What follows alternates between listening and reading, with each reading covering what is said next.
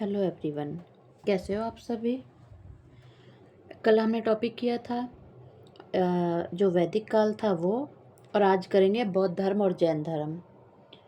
बौद्ध धर्म और जैन धर्म में एमसीक्यूज टाइप शायद ही मिले, बट वन लाइनर है। वन लाइनर हम सारे के सारे देखेंगे किस टाइप से क्वेश्चंस आते हैं। कोई फ़र्क नहीं है, एमसीक्यूज हो या फिर वन लाइनर हो, हमें आंसर से मतलब होता है। आंसर हमें पता होना चाहिए, आंसर समझ आना चाहिए, तो हम क्वेश्चंस को सॉल्व कर सकते हैं। ठीक है, तो हम स्टार्ट करते हैं आज। ये देखिए, गौतम बुद्ध का जन्म कब हुआ था? 563 ईसा पूर्व। गौतम बुद्ध का जन्म स्थल था। गौतम बुद्ध का जन्म मतलब सीधी सी बात है, कहाँ हुआ था? लुम्बिनी में हुआ था। वह आद्यतम बौद्ध साहित्य जो बुद्ध के विभिन्न जन्मों की कथाओं, एक मिनट, के विषय में है, क्या है? जातक। जातक कथाओं से हम बौद्ध धर्म के बारे में जान सकते हैं, बौद्ध के पुनर्जन्म के बारे में जान सकते हैं। ठीक है। एंड त्रिपिटक धर्म ग्रंथ है क्या बौद्ध का? बौद्ध में त्रिपिटक ग्रंथ हैं जिसमें बौद्ध धर्म के बारे में बताया गया है। नेक्स्ट है, बुद्ध ने किस स्थान पर महापरिनिर्वाण यानी मृत्यु प्राप्त की थी? कुशीनगर में। नेक्स्ट है, भारत में सबसे प्राचीन विहार कौन सा है? नालंदा विहार। भारत का जो सबसे प्राचीन विहार है वो कौन सा है? नालंदा विहार। बुद्ध की मृत्यु के बाद प्रथम बौद्ध संगति का अध्यक्षता किसने की थी? महाकश्यप ने। इसमें 4 बौद्ध संगतियां हैं जिसके बारे में डिटेल में हमें याद करना चाहिए, क्योंकि क्वेश्चंस में वो आते रहते हैं। इसमें से जो प्रथम बौद्ध संगति थी उसकी अध्यक्षता किसने की थी? महाकश्यप ने। एंड नेक्स्ट क्वेश्चन है, नागार्जुन कौन था? बौद्ध दार्शनिक था नागार्जुन। किस नगर में प्रथम बौद्ध संगति या फिर सभा आयोजित की गई थी? राजगृह में। यहाँ अध्यक्ष बताया था, और यहाँ किस स्थान पर आयोजित की गई थी? राजगृह में। ठीक है। अष्टांगिक मार्ग की संकल्पना या फिर अंग क्या है? धर्मचक्र प्रवर्तन, सुत्त के विषय वस्तु का, यानी कि धर्मचक्र सुत्त, जो धर्मचक्र प्रवर्तन है उसके बारे में बताया गया था। मिलिंद पन्नो राजा मिलिंद और किस बौद्ध भिक्षु के मध्य संवाद के रूप में है? नागसेन। जो बौद्ध धर्म में मिलिंद पन्नो है वो किसे? एक तो बौद्ध भिक्षु है और राजा मिलिंद है। जो बौद्ध भिक्षु है उसका नाम क्या है? नागसेन। ठीक है। नेक्स्ट क्वेश्चन है, महायान बौद्ध धर्म में बोधिसत्व अवलोकितेश्वर को और किस नाम से जाना जाता है? पद्म पानी के नाम से। जो महायान में बोधिसत्व है उसे किस नाम से जानते हैं? पद्म पानी के नाम से जानते हैं। बौद्ध धर्म और जैन धर्म दोनों ही विश्वास करते थे किस चीज़ पे? कर्म और पुनर्जन्म के सिद्धांत को सही मानते थे ये। मतलब कॉमन चीज़ें पूछी जाएंगी कि बौद्ध धर्म और जैन धर्म में कॉमन चीज़ें क्या थी? वो कर्म पर विश्वास करते थे और पुनर्जन्म के सिद्धांत को मानते थे।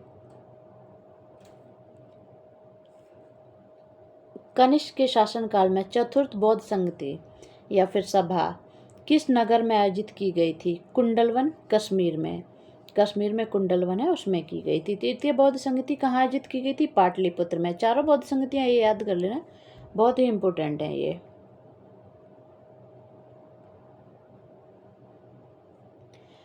अभी यहाँ देखते हैं हम बुद्ध के जीवन से जुड़े प्रतीक। बुद्ध के जीवन से कौन कौन से प्रतीक जुड़े हुए हैं? तो हाथी जो है बुद्ध के गर्भ में आने का प्रतीक है।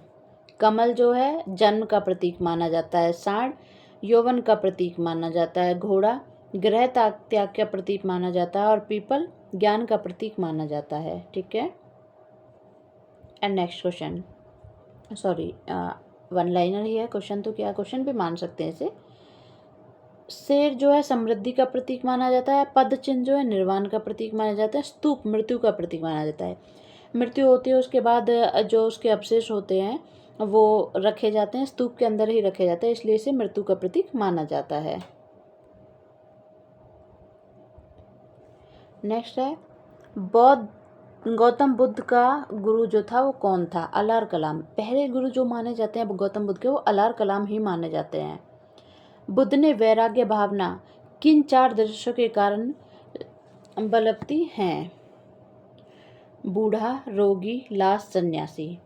देखो, बुद्ध की स्टोरी तो आपने सुनी ही होगी। जिसने वो घूमने जा रहे थे तो उन्होंने 4 चीज़ें देखी थी। सबसे पहले बूढ़ा देखा था, फिर रोगी देखा था, फिर लाश देखी, सन्यासी देखा। तब उनके मन में ये बात आई कि हाँ भाई, ये सारे दुख ही भोगने हैं तो फिर जीवन का क्या फ़ायदा है। इसलिए उन्होंने सन्यास को अपना लिया और बौद्ध धर्म को अपनाया उन्होंने। ठीक है। बुद्ध ने सर्वाधिक उपदेश कहाँ दिए थे? श्रावस्ती में। बौद्ध शिक्षा का केंद्र क्या माना जाता है? विक्रमशिला को माना जाता है बौद्ध शिक्षा का केंद्र। भारत में सबसे बड़ा बौद्ध स्तूप कहाँ स्थित है? सांची में। मेन जो है वो सबसे बड़ा जो बौद्ध स्तूप है वो सांची के अंदर है। किस शासन ने बौद्धों के लिए विख्यात विक्रमशिला विश्वविद्यालय की स्थापना की थी? धर्मपाल ने। धर्मपाल का शासन था जिस टाइम पे बुद्धों के लिए सबसे बड़ी जो थी विक्रमशिला विश्वविद्यालय उसे बनाया था। किसके द्वारा तृतीय बौद्ध संगति का संरक्षण प्रदान किया गया था? यानी अध्यक्षता किसने की थी? संरक्षण किसने दिया था? अशोक ने दिया था। बौद्ध ग्रंथ पिटकों की रचना किस भाषा में की गई? पाली भाषा में। पिटकों की रचना हो या जो भी हो, बौद्ध ग्रंथ जो है वो पाली में ही लिखा गया था। बौद्ध ग्रंथ की लैंग्वेज ही पाली थी। तो चाहे पिटक पूछ लें या फिर लैंग्वेज पूछ लें, सब इसमें पाली ही दिया हुआ है। कश्मीर में कनिष्क के शासनकाल में जो बौद्ध संगति आयोजित हुई थी उसकी अध्यक्षता किसने की थी? वसुमित्र ने। अभी यहाँ खुद ही बता रहा है कि जो बौद्ध संगति कश्मीर में हुई थी वो कौन सी थी, इससे पहले क्वेश्चन पूछा था। और इसकी अध्यक्षता किसने की थी? वसुमित्र ने उसकी अध्यक्षता की थी। मठ, मंदिर, स्तूप किस धर्म से संबंधित है? बौद्ध धर्म से। जिसमें मठ भी होंगे, मंदिर भी होंगे, स्तूप भी होंगे, सारी चीज़ें किस धर्म में होंगी? बौद्ध धर्म में होंगी। बौद्ध धर्म और जैन धर्म दोनों के उपदेश किसके शासनकाल में दिए गए थे? बिंबिसार के शासनकाल में दिए गए थे। गौतम बुद्ध ने अपना प्रथम उपदेश कहाँ दिया था? ये तो बहुत ही इम्पोर्टेंट क्वेश्चन है और हर किसी को ही पता होगा, सारनाथ में दिया था। बौद्ध धर्म ग्रहण करने वाली पहली महिला कौन थी? प्रजापति गौतमी। उनकी मौसी थी, या फिर सौतेली माँ बोल दो या मौसी बोल दो, प्रजापति गौतमी, जो इनकी पहली क्या बनी थी, जिन्होंने बौद्ध धर्म ग्रहण किया था, अपनाया था। बौद्ध गया स्थित है कहाँ? बिहार में। सबसे पहला ही क्वेश्चन था, जातक किसका ग्रंथ है? बौद्ध धर्म का, जिसमें जातक कथा है, बौद्ध धर्म के बारे में बताया गया है। सिद्धार्थ यानी बुद्ध को ज्ञान की प्राप्ति कहाँ हुई थी? बोध गया में, बोधि वृक्ष के नीचे, याद होगा। सारनाथ में बुद्ध का प्रथम प्रवचन कहलाता है धर्मचक्र प्रवर्तन। क्या कहलाता है? धर्मचक्र प्रवर्तन। बौद्ध धर्म ने समाज के किन वर्गों पर महत्वपूर्ण प्रभाव डाला था? महिला और शूद्रों पर।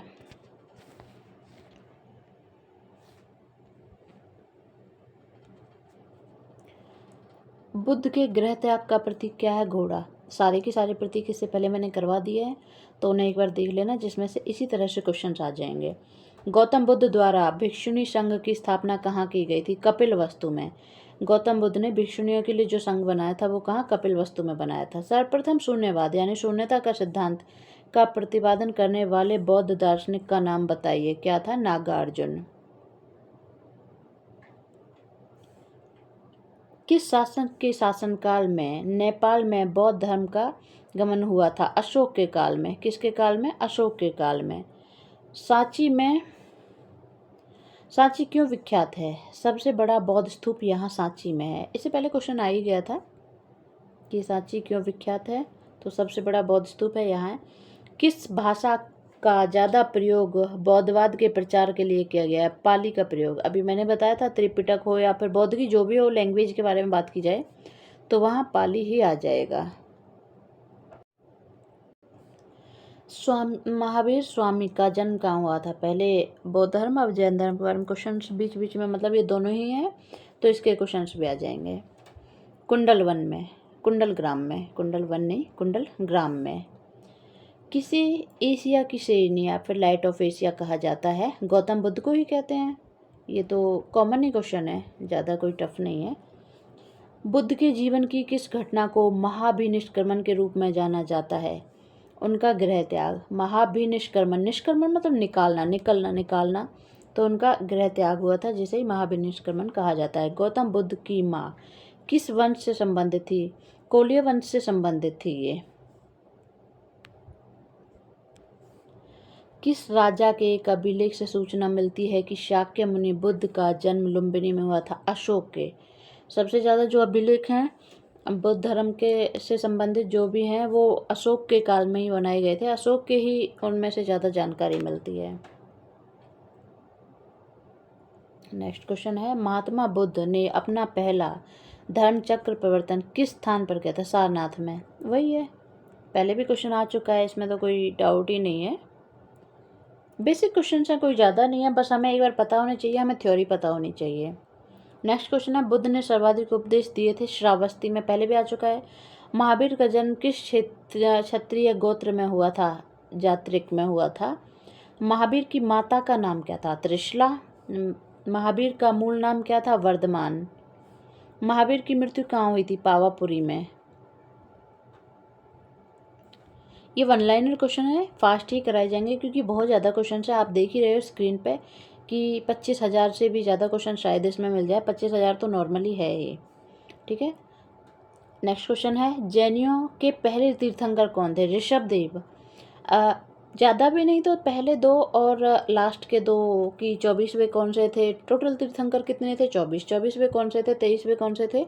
और फर्स्ट एंड सेकंड कौन से थे? ये हमें याद कर लेना चाहिए क्योंकि ज़्यादातर पेपर्स में ये आ जाते हैं। बट अगर क्वेश्चन पेपर टफ बनाना हो तो हमें बीच बीच में से भी पूछ लिया जाता है। उनके प्रतीक ज़्यादातर पूछ लिए जाते हैं। जैन परंपरा के अनुसार जैन धर्म में कुल कितने तीर्थंकर थे? 24। अभी मैंने बताया ही था आपको।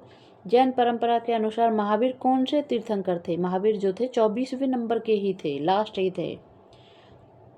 जैन दर्शन के अनुसार सृष्टि की रचना और पालन पोषण सार्वभौमिक सत्य से हुआ था। जो पृथ्वी की रचना और उसका पालन पोषण हुआ था सार्वभौमिक सत्य से ही हुआ था। ओके, एक मिनट। जैन समुदाय में प्रथम विभाजन के श्वेतांबर संप्रदाय के संस्थापक स्थूलभद्र थे। जैन समुदाय में विभाजन हुआ था जिसमें दो नाम थे, श्वेतांबर और दिगंबर। श्वेतांबर श्वेत वस्त्र पहनने वाले एंड दिगंबर जो थे नग्न रहने वाले थे। तो इसके जो स्थापना की थी, संस्थापक थे, वो स्थूलभद्र थे। जैन तीर्थंकर पार्श्वनाथ द्वारा प्रतिपादित चार महाव्रतों में महावीर स्वामी ने 5वें महाव्रत के रूप में जोड़ा था। कौन सा जोड़ा था? ब्रह्मचार्य। 4 पहले थे जो पहले से ही थे और 5वां जो आया था वो था क्या? ब्रह्मचार्य। भगवान महावीर का प्रथम शिष्य कौन था? जमाली था। ये तो बेसिक ही क्वेश्चन है। त्रियतर सिद्धांत, सम्यक धारणा, सम्यक चरित्र, सम्यक ज्ञान। जिस धर्म की महिमा है वह है जैन। जैन धर्म के बारे में बात करें तो जैन धर्म की महिमा होगी है। दिलवाड़ा के जैन मंदिरों का निर्माण किसने करवाया था? चालुक्य या सोलंकियों ने। शयादवाद का सिद्धांत जैन धर्म से संबंधित है। जैन धर्म में ही शयादवाद का सिद्धांत है। एक मिनट,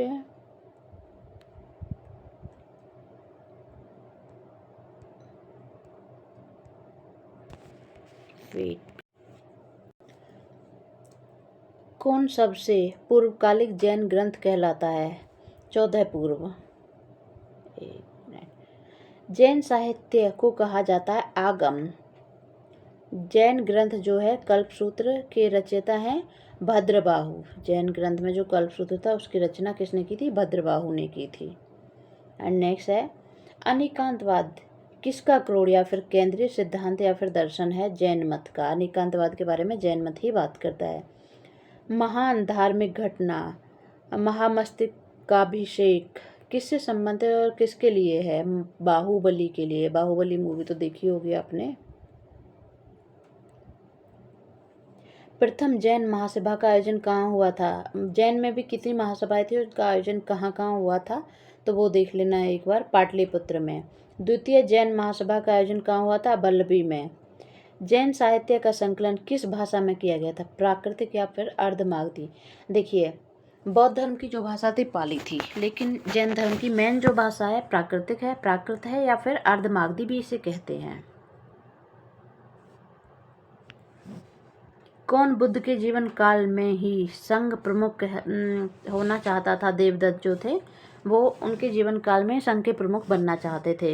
हेलियोडोरस का विजयनगर अभिलेख संदर्भित है केवल वासुदेव से। जो हेलियोडोरस का विजयनगर अभिलेख है वासुदेव से संबंधित है। आजीवक संप्रदाय के संस्थापक कौन थे? मखली गोशाल। मखली गोशाल जो हैं आजीवक संप्रदाय के क्या थे? संस्थापक थे। भागवत संप्रदाय के विकास में किसका योगदान अत्यधिक था? हिंद यूनानियों का। वासुदेव कृष्ण की पूजा सर्वप्रथम किसने प्रारंभ की थी? सातवंतों ने। प्राचीनतम विश्वविद्यालय कौन सा था? नालंदा। सबसे पहला जो विश्वविद्यालय था नालंदा था। आज के बौद्ध धर्म और जैन धर्म के क्वेश्चन खत्म होते हैं। इसके बाद जो है नेक्स्ट हमारा टॉपिक है क्या है? महाजनपद काल। महाजनपद काल में हम कल बात करेंगे। आज इतना ही, और ये सारे क्वेश्चंस आप देखते रहें, बेटर ही होगा आपके लिए। और अच्छे लगे तो प्लीज़ लाइक भी कर देना। Thank you, bye bye.